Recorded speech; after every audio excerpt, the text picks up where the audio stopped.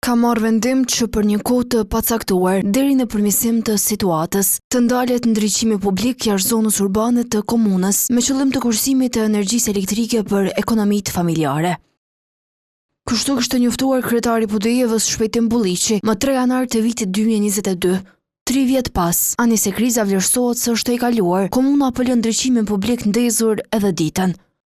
Pamjet nga rrugët kryesore të qytetit tregojnë ndriçimin publik ndezur në orën 13 dhe nuk bëhet fjalë vetëm për një shtyllë. Të gjitha qëndrojnë të ndezura deri në fund të rrugës. E njëjta gjendje është edhe tek rruga Besiana, pak pa arritur në hyrje të qytetit. Por gjersa qendra po ndriçohet edhe ditën, ka fshatra që janë në terr në mungesë të ndriçimit publik. Të tilla janë fshatrat Sfeqël, Surkesh dhe Dyz. Për opozitën në komunë, ndriçimi s'ka qenë prioritet i qeverisjes Bulliqi. Ky është shembull tipik i një keq menaxhimi dhe mungese e vizioni.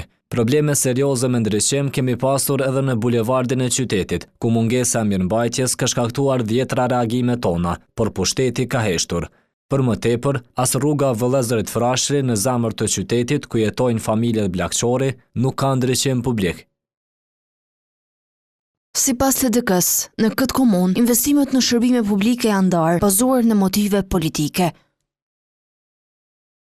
E njëjta gjendje është edhe me shërbime tjera publike, menaxhimin e mbeturinave, pastrimin dhe mirëmbajtjen e hapësirave publike. Edhe këto janë lënë pas dore, pa sistem dhe pa barazime të qytetarëve. Pra nuk ka pasur një qasje të drejtë dhe gjithëpërfshirëse në këtë sektor që prek drejt për drejt cilësinë e jetës së njerëzve. Televizioni ka javë që përpiqet të kontaktojë me drejtorinë e shërbimeve publike në Podujev për problematika të ndryshme në komunë.